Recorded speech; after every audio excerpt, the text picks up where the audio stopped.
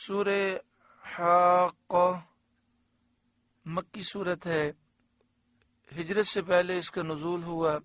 قرآن پاک کی ترتیب کے اعتبار سے اس کا نمبر 69 ہے، 69، اور قرآن پاک نازل ہونے کے اعتبار سے اس کا نمبر 78، 78 ہے۔ اس میں 52 آیات ہیں اور 2 رکوع ہیں، 256 کلمات ہیں، 1423 حروف ہیں۔ بسم اللہ الرحمن الرحیم، اللہ کے نام سے شروع جو نہایت مہربان رحم والا۔ الحاقہ، وہ ثابت ہونے والی، حق ہونے والی، یعنی قیامت جو حق ہے اور ثابت ہے، اس کا وقوع یقینی اور قطعی ہے، یقیناً وہ واقع ہوگی، اس میں کوئی شک نہیں۔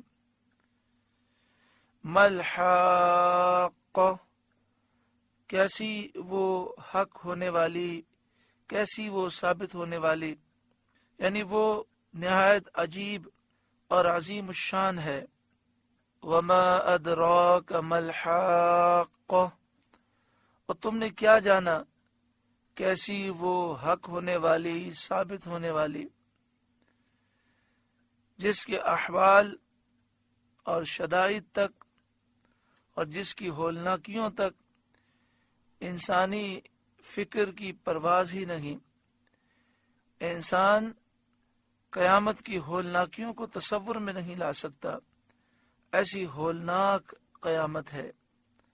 کذبت ثمود وعاد بالقارعہ، سمود اور عاد نے اس سخت صدمہ دینے والی کو جھٹلایا۔ قارعہ، کھڑکھڑانے والی، بہت سخت صدمہ دینے والی۔ فَأَمَّا ثَمُودُ فَأُهْلِكُوا بِالطَّاغِيَةِ، تو سمود تو ہلاک کیے گئے حد سے گزری ہوئی چنگھار سے، یعنی سخت ہولناک آواز سے۔ وَأَمَّا عَادٌ، اور رہے عاد، فَأُهْلِكُوا بِرِيحٍ صَرْصَرٍ عَاتِيَةٍ، وہ ہلاک کیے گئے نہایت سخت گرجتی آندھی سے۔ سخرها علیہم 7 لیال و8 ایام، وہ ان پر قوت سے لگا دی 7 راتیں اور 8 دن۔ حسوما فتر القوم فیہا سرعا، لگاتار، تو ان لوگوں کو ان میں دیکھو بچھڑے ہوئے۔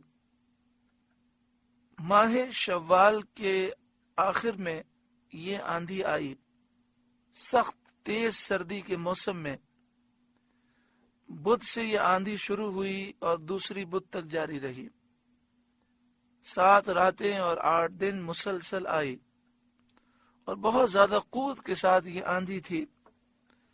فطر القوم فیہا سرعا، تو ان لوگوں کو ان میں دیکھو بچھڑے ہوئے، یعنی ان دنوں میں دیکھو ان کا حال کیا ہوا کہ وہ بچھڑ گئے، کہ موت نے انہیں ایسا ڈھا دیا، ایسا برباد کر دیا۔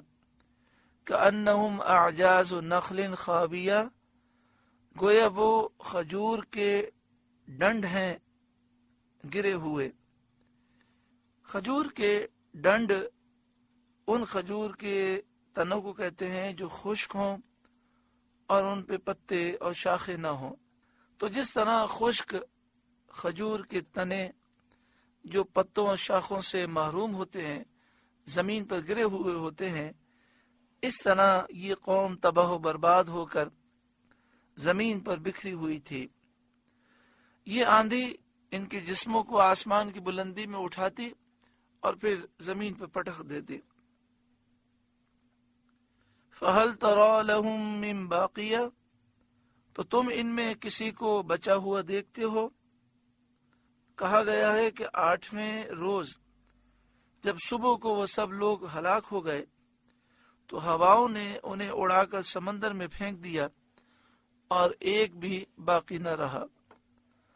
وَجَاءَ فِرْعَوْنُ وَمَنْ قَبْلَهُ، اور فرعون اور اس سے اگلے، اس سے بھی پہلی امتوں کے کفار۔ والمؤتفکات بالخاطئہ، اور الٹنے والی بستیاں خطا لائے نافرمانیوں کی شامت سے، مثل قوم لوط کی بستیوں کے، یہ سب خطا لائے، افعال قبیحہ، معاصی اور شرک کے مرتکب ہوئے۔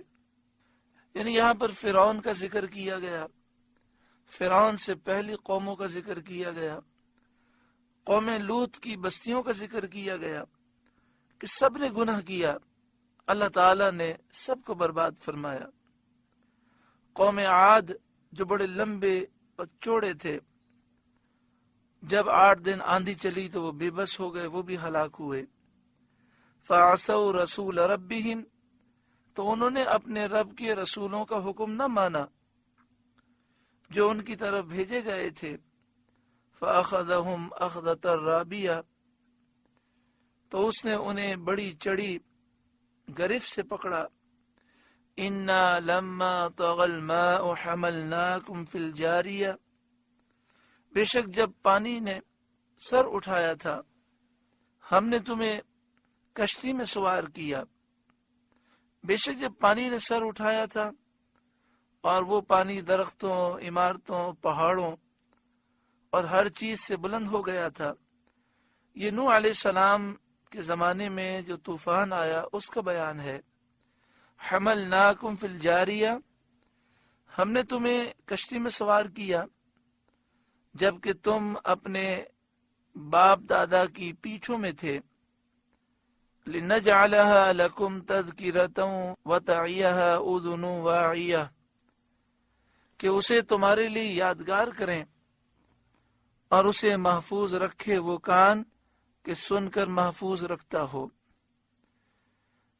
حضرت نوح علیہ السلام کو اور ان کے ساتھ والوں کو جو ان پر ایمان لائے تھے نجات دی اور باقیوں کو غرق کیا۔ تمہارے لیے اسے یادگار کریں کہ یہ عبرت کا سبب ہو، نصیحت کا سبب ہو، اور فرمایا اور اسے محفوظ رکھے وہ کان کہ سن کر محفوظ رکھتا ہو کام کی باتوں کو، تاکہ ان سے نفع اٹھائے۔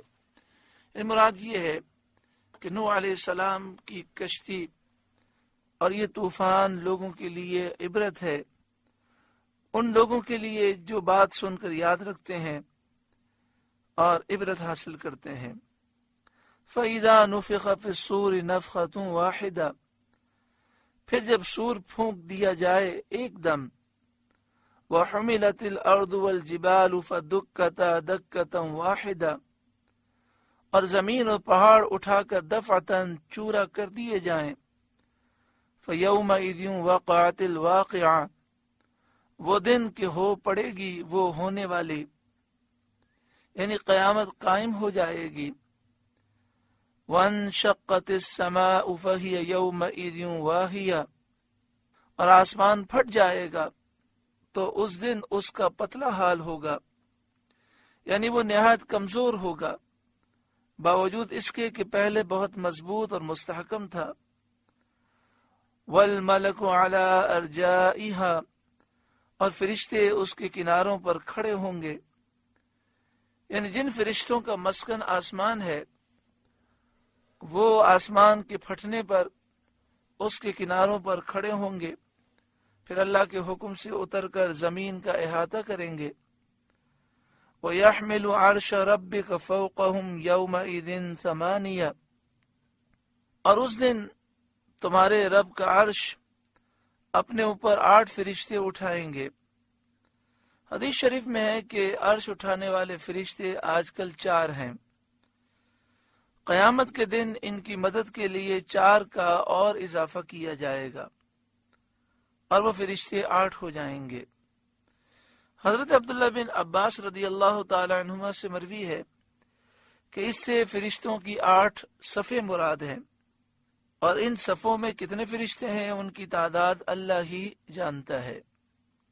یومئذ تعرضون لا تخفی منکم خافیہ، اس دن تم سب پیش ہوگے کہ تم میں کوئی چھپنے والی جان چھپ نہ سکے گی، تم سب اللہ کے حضور حساب کے لیے پیش ہوگے۔ کوئی چھپنا چاہے تو وہ چھپ نہ سکے گا۔ فَأَمَّا مَنْ أُوتِيَ كِتَابَهُ بِيَمِينِهِ، تو وہ جو اپنا نامہ اعمال دانے ہاتھ میں دیا جائے گا، یہ سمجھ لے گا کہ وہ نجات پانے والوں میں ہے، اور نہایت فرح و سرور کے ساتھ اپنی جماعت اور اپنے اہل و اقارب سے کہے گا کہ میرا نامہ اعمال پڑھو۔ یعنی کل بروز قیامت جس کو نامہ اعمال سیدھے ہاتھ میں ملا، یہ اس بات کی علامت ہوگی کہ وہ کامیاب ہو گیا۔ فَيَقُولُ هَاؤُمُ اقْرَءُوا کِتَابِیَهْ، کہے گا لو میرے نامہ اعمال پڑھو۔